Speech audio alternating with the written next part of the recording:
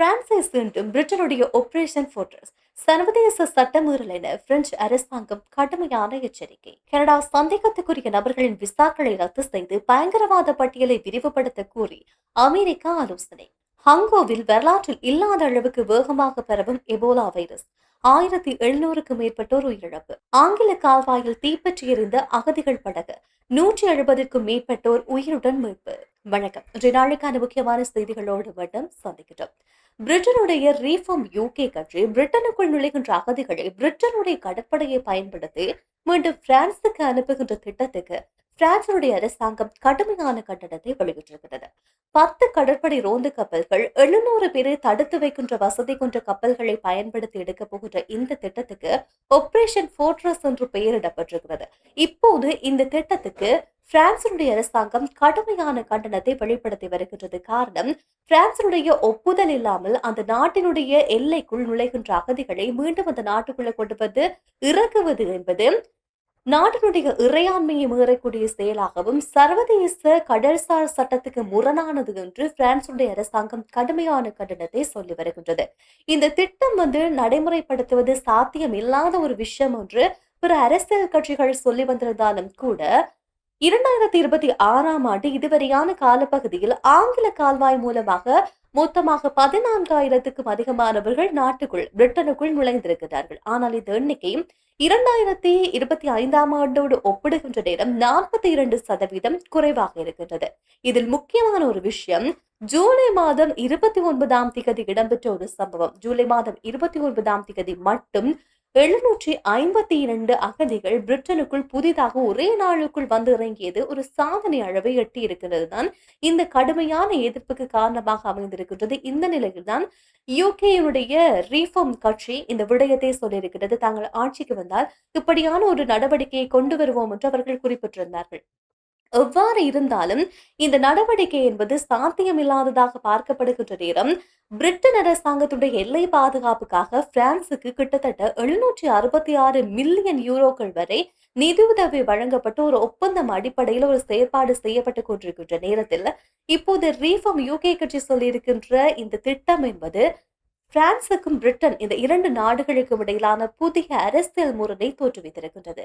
கனடாவில் யூத மக்களுக்கு எதிராக முன்னெடுக்கப்படுகின்ற வெறுப்புணர்வு மற்றும் தாக்குதல் சம்பவங்கள் அதிகரிப்பை கட்டுப்படுத்த சந்தேகத்துக்கிடமான நபர்களுடைய விசாக்களை ரத்து செய்வதற்கும் பயங்கரவாத பட்டியலை விரிவுபடுத்துவதற்கும் உடனடியாக நடவடிக்கை எடுக்கப்பட வேண்டும். அமெரிக்காவுடைய யூத எதிர்ப்பு கண்காணிப்பு மற்றும் தடுப்புக்கான சிறப்பு தூதுவர் கனடாவுடைய அரசாங்கத்துக்கு ஒரு வேண்டுகோள் விடுத்திருக்கின்றார். ஒட்டோவாவில் இருக்கின்ற கனடாவுடைய அதிகாரிகளை நேரில் சென்று சந்தித்த அவர் அமெரிக்காவுடைய தூதரகம் மீது அண்மையில் இடம்பெற்ற துப்பாக்கிச் சூட்டு சம்பவம், யூதர் வணிக வளாகங்கள் மீது நடத்தப்படுகின்ற தாக்குதல் சம்பவங்களை சுட்டிக்காட்டியவர் ஈரானிய மறைமுக சக்திகள், மறைமுக அமைப்புகள் உட்பட இந்த வெறுப்பை பரப்புகின்ற குழுக்கள் மீது உடனடியாக கடுமையான நடவடிக்கை எடுக்கப்பட வேண்டும் என்று ஒரு வேண்டுகோளை விடுத்திருக்கிறார். கனடாவுடைய காவல்துறையினுடைய தரவுகளை அவதானிக்கின்ற நேரம் யூதர்களுக்கு எதிரான இந்த வெறுப்பு செயற்பாடுகள், குற்றச்செயல்கள் என்பது 2021ஆம் ஆண்டு 492 பதிவாகி இருக்கின்றது. இதே 2025ஆம் ஆண்டு 788 குற்றங்கள் யூதர்களுக்கு எதிரான வெறுப்பு சம்பவங்கள் பதிவாகி இருக்கின்றது.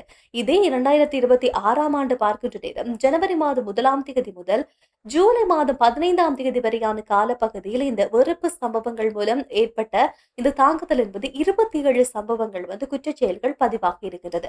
தற்போதைய சூழ்நிலையில் 1933ஆம் ஆண்டு ஜெர்மனியில் நிலவி வந்திருக்கின்ற இந்த யூத எதிர்ப்பு அலையோடு ஒப்பிட்ட அமெரிக்காவுடைய தூதுவர் பல்கலைக்கழகங்களில் யூத மாணவர்களுடைய பாதுகாப்பை கண்டிப்பாக உறுதி செய்ய வேண்டும் என்ற ஒரு விடயத்தை அவர் வெளிப்படுத்தி இருக்கிறார். இதன் மூலமாக யூத எதிர்ப்புக்கான தனி சிறப்பு தூதுவர் ஒருவரை கனடாவில் நியமிக்க வேண்டும் மீண்டும் அப்படின்னு ஒரு வலியுறுத்தலையும் இந்த கோரிக்கையின் போது சொல்லியிருக்கிறார். ஹங்கோ ஜனநாயக குடியரசில் பரவி வருகின்ற இந்த கொடூரமான எபோலா வைரஸ் தொற்றினால் இதுவரைக்கும் 1707 பேர் பலியாகியிருப்பதாகவும் 3802 பேருக்கு இந்த தொற்று உறுதி செய்யப்பட்டிருப்பதாக அதிகாரப்பூர்வமான அறிவிப்பு வெளியாகி இருக்கின்றது. இந்த சூழலில் இந்த தொற்று பரவல் வேகம் என்பது வரலாற்றில் இல்லாத அளவு அதிகரித்து வருவதாக உலக சுகாதார அமைப்பும் அமெரிக்காவுடைய நோய் தடுப்பு மையமும் ஒரு அவசர எச்சரிக்கையை விடுத்திருக்கின்றார்கள்.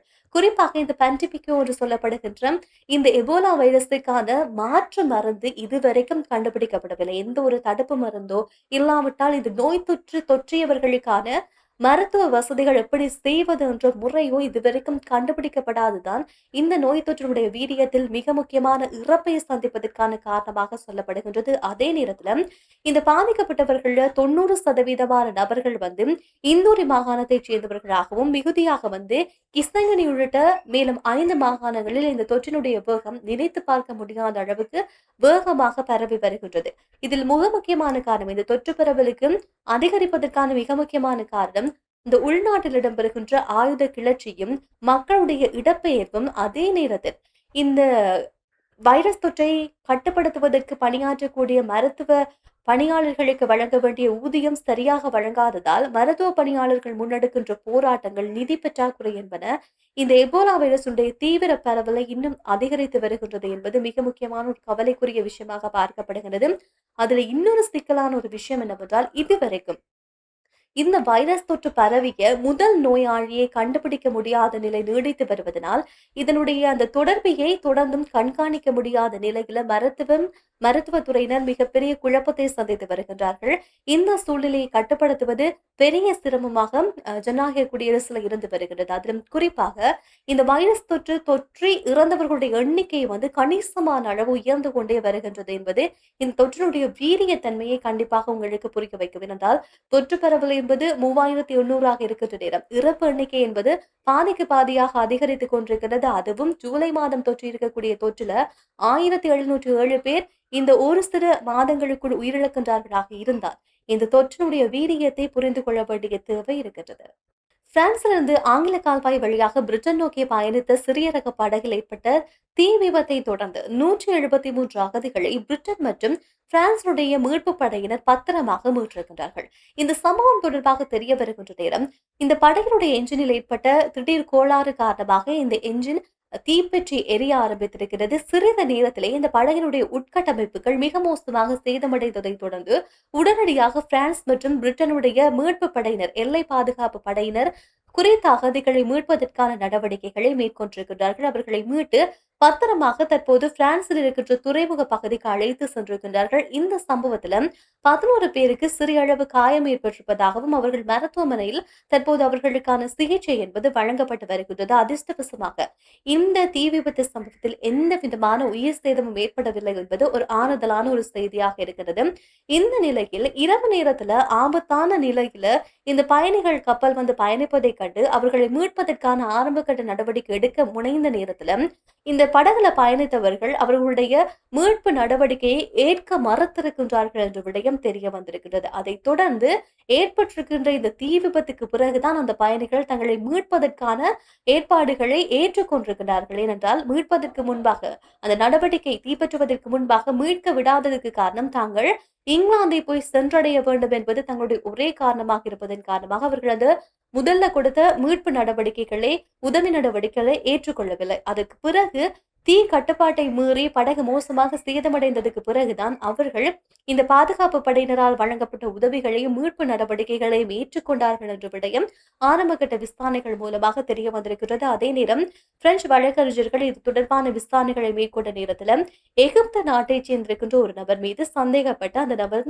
இப்போது கைது செய்யப்பட்டு அவரிடம் தொடர்ச்சியான விசாரணைகள் என்பது மேற்கொள்ளப்பட்டு வருகின்றது. எப்படி இருந்தாலும் இந்த சட்டவிரோத கடத்தல் கும்பல்கள் மூலமாக இப்படியான மிக மோசமான பாதுகாப்பற்ற முறையில படகு வழியாக நாட்டுக்குள் நுழைவது தொடர்பாக உன்னிப்பாக அவதானித்து வருவதாகவும், அதே நேரம் பிரான்ஸ் மற்றும் பிரிட்டனோடு செய்து கொள்ளப்பட்டிருக்கின்ற இந்த ஒப்பந்தத்தின் அடிப்படையில் தொடர்ந்தும் இந்த எல்லைகள் கண்காணிக்கப்பட்டு வருமாக இனி வருகின்ற நாட்களில் கண்காணிப்பு பணிகள் மும்முரமாக இடம்பெற்று வரும் என்பதாக பிரான்சுடைய தரப்பும் பிரிட்டனுடைய தரப்பு அரசாங்கமும் தெளிவான விளக்கத்தை கொடுத்திருக்கிறார்கள். எப்படி இருந்தாலும் சமீப காலங்களாக இந்த சட்டவிரோதமாக அகதி அந்தஸ்து கோருவதற்காக ஐரோப்பா நாடுகளுக்குள் நுழைபவர்களுடைய எண்ணிக்கை கணிசமான அளவு உயர்ந்திருக்கின்றது. எல்லைகளை தாண்டி அந்த நாட்டுக்குள் போறதுக்கான முயற்சிகள் அண்மையில் கூட ஸ்பெயின்ல இடம்பெற்றது போல எல்லைகளை உடைத்துக் கொண்டு ஆயிரக்கணக்கானவர்கள் ஐரோப்பாவுக்குள் நுழைய ஆரம்பித்த விஷயம் என்பது பெரும்பாலாக ஐரோப்பிய நாடுகளை மிக மோசமாக பாதிக்கிறது. அதே நேரத்தில் நுழைகின்ற அத்தனை அகதிகளுக்கும் முதன்மையான இலக்காக இருக்கின்ற நாடு பிரிட்டன். பிரிட்டனுக்குள் போவதுதான் தங்களுடைய முதன்மையான இலக்கு என்பதாக, இந்த மோசமான அனுபவங்களை தாண்டி அந்த நாட்டுக்குள் போவது மட்டும்தான் தங்களுடைய இலக்கு என்பதாக இந்த சட்டவிரோத குடியேறிகள் தொடர்ந்து சொல்லி வருகின்ற விவகாரம் பிரிட்டனை கண்டிப்பாக இந்த அகதிகள் தஞ்சமடைகின்ற சூழ்நிலை என்பது மிக மோசமான இடத்துக்கு கொண்டு போய் தள்ளும் என்பது உலக அரங்கில பேசப்படுகின்ற விஷயமாக இருக்கின்றது. எனவே நாளை நாள் இது போன்ற செய்திகளோடு மீண்டும் சந்திக்கின்றேன். நன்றி, வணக்கம்.